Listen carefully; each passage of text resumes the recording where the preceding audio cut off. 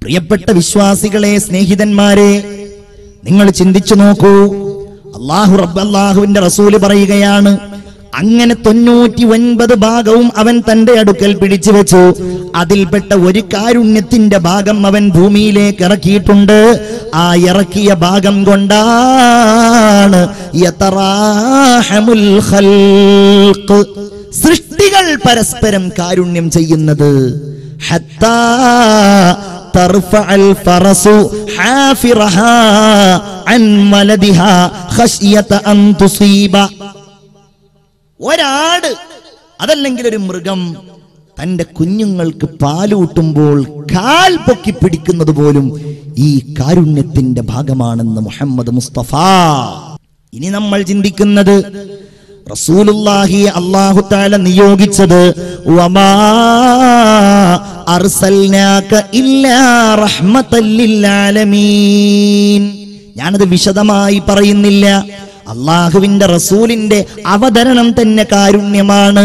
മനുഷ്യർക്ക് മാത്രമല്ല, എല്ലാ ജീവജാലങ്ങൾക്കും. ചിന്തിക്കണം, എല്ലാ ജീവജാലങ്ങൾക്കും. ഇന്ന് ജീവജാലങ്ങൾ ആക്രമിക്കപ്പെടുകയാണ്, അല്ലേ? ജീവജാലങ്ങൾ, ആന. നമുക്കൊക്കെ ഭയങ്കര രസാണ്. നമ്മളുടെ ഉത്സവങ്ങൾക്ക്, നമ്മളുടെ അതുപോലുള്ള ആഘോഷങ്ങൾക്കൊക്കെ ആന നെറ്റിപ്പട്ടവും കിട്ടി ഇങ്ങനെ വരുന്നത്. പക്ഷേ ആനകൾ കേരളത്തിൽ പീഡിപ്പിക്കപ്പെടുന്നുണ്ടെന്ന് ആനപ്രേമി സംഘം ഇടക്കിടക്ക് പ്രസ്താവന ഇറക്കാറുണ്ട്. സത്യത്തിൽ മനുഷ്യന്മാരുടെ പ്രകൃതിയോടും നമ്മളുടെ ഇടയിലുള്ള ഈ പ്രകൃതിയോടും തീരെ യോജിക്കാത്ത ഒരു ജീവിയാണ് അത്ര ആന, അല്ലേ? നിങ്ങളൊന്ന് ചാവക്കാട് ഹൈവേയിൽ പോയി നിന്നാൽ, അതല്ലെങ്കിൽ നിങ്ങൾ ഈ എടക്കഴിയൂര് പോയി നിന്നാൽ നിങ്ങൾക്ക് ചിലപ്പോൾ കാണാൻ കഴിയും, വാഹനത്തിൽ ഇങ്ങനെ വലിയ വലിയ പോത്ത് അല്ലെങ്കിൽ കാളകളൊക്കെ ഇങ്ങനെ ഒന്നിച്ച് കെട്ടിയിട്ട് 10, 12, 20 കാളകളെയും പോത്തുകളെയൊക്കെ. ഈ അടുത്ത് പത്രത്തിലുണ്ടായിരുന്നു. എന്ത് പത്രത്തിലും അതുപോലെ തന്നെ ഒരു ദൃശ്യം വന്നിരുന്നു. ഒരു മൂരി അറുക്കാൻ വേണ്ടി കൊണ്ടുവന്ന ഒരു കാള, ആ കാള അവശത കാരണം എഴുന്നേൽക്കുന്നില്ല എന്ന് കണ്ടപ്പോ അതിന്റെ ഗുഹ്യസ്ഥാനത്തും കണ്ണിലും മുളക് തേച്ചുകൊണ്ട് വൃത്തികെട്ട മനുഷ്യന്മാര് ആ പാവമൃഗത്തെ എഴുന്നേൽപ്പിക്കുകയാണ്, അല്ലെ? ഞാൻ ഈ അടുത്ത് വേറൊരു ദൃശ്യം കണ്ടത്, ഒന്ന് നന്നായിട്ട് അറുക്കാൻ പോലും മനുഷ്യന്മാർ തയ്യാറാകുന്നില്ല. തലക്ക് ഇടിച്ചുകൊണ്ട് കൊല്ലുക. കേരളത്തിന്റെ പുറത്ത് ഒരുപാട് കാലം ജീവിച്ച ഒരു ചെറുപ്പക്കാരനുമായി ഞാനിതിങ്ങനെ വേദനയോടെ പങ്കുവെച്ചപ്പോൾ അയാൾ എന്നോട് പറഞ്ഞു, ഞാനങ്ങനെ കണ്ടിട്ടുണ്ട്, തലക്കടിച്ചിട്ട് മൃഗങ്ങളെ കൊല്ലുന്നത് ഞാൻ കണ്ടിട്ടുണ്ട് എന്ന് പറഞ്ഞു. എന്തൊരവസ്ഥ! നിങ്ങൾ ചിന്തിച്ചു നോക്കൂ.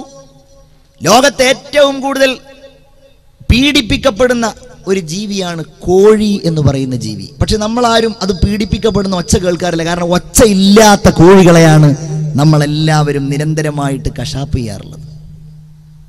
ഞാൻ കോഴിക്കെതിരെ ശബ്ദിക്കുകയല്ല കേട്ടോ. നിങ്ങൾ ശവായിയോ കടായിയോ ചിക്കൻ പൊരിച്ചിട്ടോ ബോധം കെടുത്തിയിട്ടോ എങ്ങനെ വേണമെങ്കിലും കഴിച്ചോ, എനിക്കതിൽ യാതൊരു വിരോധവുമില്ല. പക്ഷേ കോഴികളോട് കാരുണ്യം കാണിക്കാറുണ്ടോ നമ്മൾ? അല്ലേ? കോഴിക്കട നടത്തുന്നവരൊന്നും എന്നോട് പ്രതിഷേധിക്കാൻ നിൽക്കണ്ട. ഒരു 4 ആൾ ഒന്നിച്ച് കോഴിയെ മേടിക്കാൻ വന്നാൽ ഒന്ന് നന്നായിട്ടൊന്ന് പിടഞ്ഞു മരിക്കാൻ പോലും കോഴിക്ക് അവസരം നൽകാത്ത കാരുണ്യ ശൂന്യനല്ലേ മനുഷ്യൻ? എന്നാൽ ഈ കോഴിക്കടക്കാർ താൽക്കാലികമായിട്ട് എല്ലാ കോഴിയെയും നന്നായിട്ട് പിടഞ്ഞിട്ട് തന്നെയാണ് അതിനെ കൊല്ലാറുള്ളത് നമുക്ക് തീരുമാനിക്കാം. കല്യാണങ്ങൾ ഉണ്ടാവാറില്ലേ? എടക്കഴിയൂർ പ്രദേശങ്ങളിലൊക്കെ നടക്കുന്ന ഓരോ കല്യാണങ്ങൾക്കും അറുക്കപ്പെടുന്ന കോഴികളുടെ എണ്ണം എത്രയായിരിക്കും? 100, അല്ലേ? 100 അതിന്റെ അപ്പുറത്താണോ? അതോ അതിന്റെ ഏത് ഭാഗത്താണ് പൂജ്യങ്ങൾ വർദ്ധിപ്പിക്കേണ്ടത് എന്നതിൽ നിങ്ങൾക്ക് സംശയം ഉണ്ടാവുള്ളൂ. ഞാൻ പറയുന്നത്, ഇങ്ങനെ ജീവജാലങ്ങൾ ആക്രമിക്കപ്പെടുകയാണ്.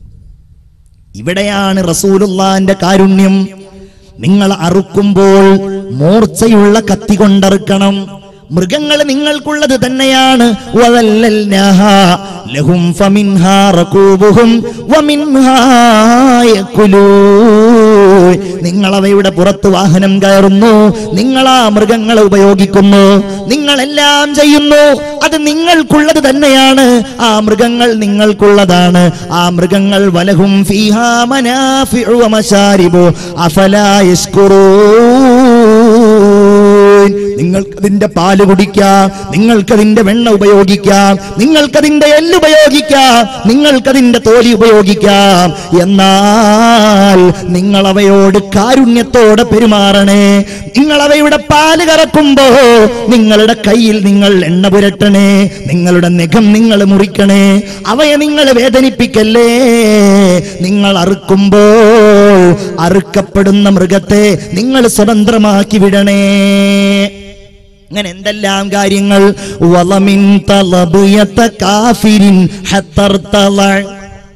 അതാണ് കാരുണ്യം എന്ന് പറഞ്ഞാൽ.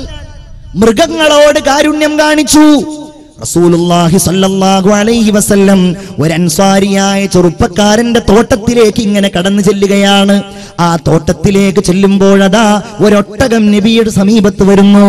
ആ ഒട്ടകം റസൂലുള്ളാഹിനെ കണ്ടപ്പോ തന്റെ കഴുത്തിങ്ങനെ നീട്ടിയിട്ട് ഹബീബായ നബിയുടെ മുമ്പിൽ ഇങ്ങനെ നിൽക്കുന്നു. മുഹമ്മദ് നബി തന്റെ മൃദുലമായ കൈകൾ കൊണ്ട് ആ ഒട്ടകത്തിന്റെ താടയുടെ ഭാഗം ഇങ്ങനെ തടവിക്കൊടുക്കുകയാണ്. ആ ഒട്ടകത്തിന്റെ കണ്ണീരിങ്ങനെ ഒഴുകുന്നുണ്ട്. ആ ഒട്ടകം ഇങ്ങനെ കരയുന്നുണ്ട്. റസൂലുള്ള വിളിച്ചു ചോദിച്ചു, മൻ റബ്ബു ഹാദൽ ജമൽ? ഇതാരുടെ ഒട്ടകമാണ്? ഇതാരുടെ ഒട്ടകമാണ്? അല്ലാഹുവിന്റെ റസൂലേ, അത് എന്റെ ഒട്ടകമാണ്, അത് എന്റെ ഒട്ടകമാണ്.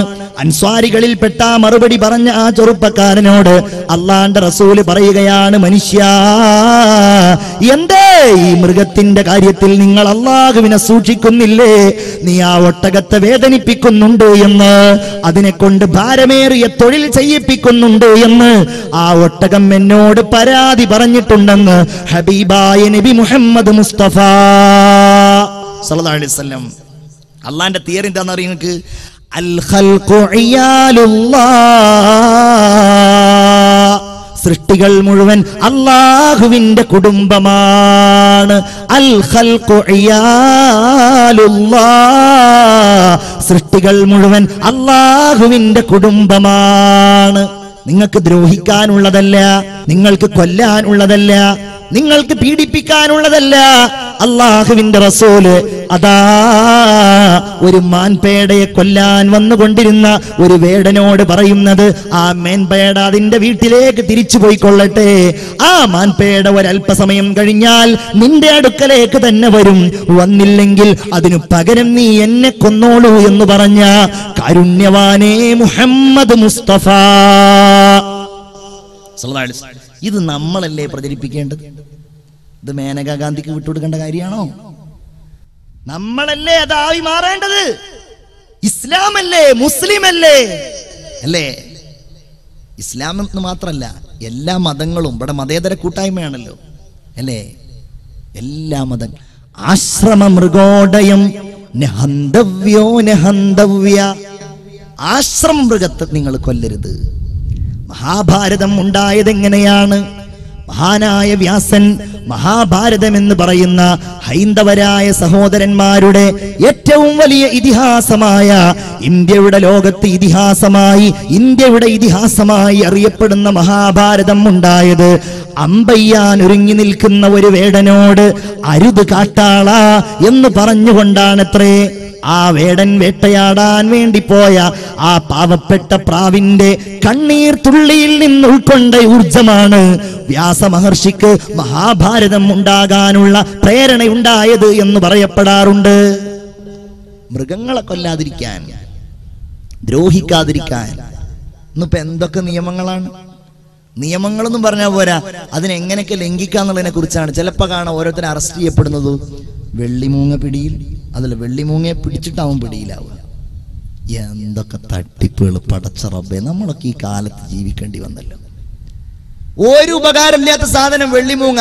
ഏതോ 4 ആളുകൾ പറഞ്ഞു വെള്ളിമൂങ്ങ ഉണ്ടായ ഭയങ്കര ഐശ്വര്യാണ്.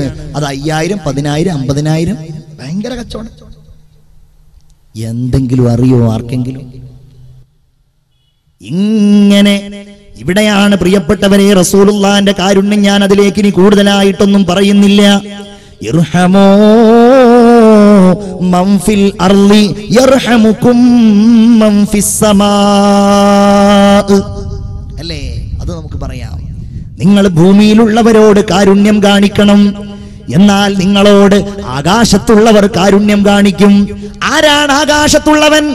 അല്ലാഹ് അർ-റഹീം. അവൻ ഈ ലോകത്തവന് വഴിപ്പെട്ടാൽ, ഈ ലോകത്ത് അല്ലാഹുവിന്റെ നിയമം അനുസരിച്ച് ജീവിച്ചാൽ, ഈ ലോകത്ത് ഹറാമിനെ ഒഴിവാക്കിയാൽ, ഈ ലോകത്ത് നിസ്കരിച്ചാൽ, നോമ്പെടുത്താൽ, പരലോകത്ത് വെച്ച് അല്ലാഹുവിന്റെ കാരുണ്യം യർഹമുകും മൻ ഫിസ് സമാ.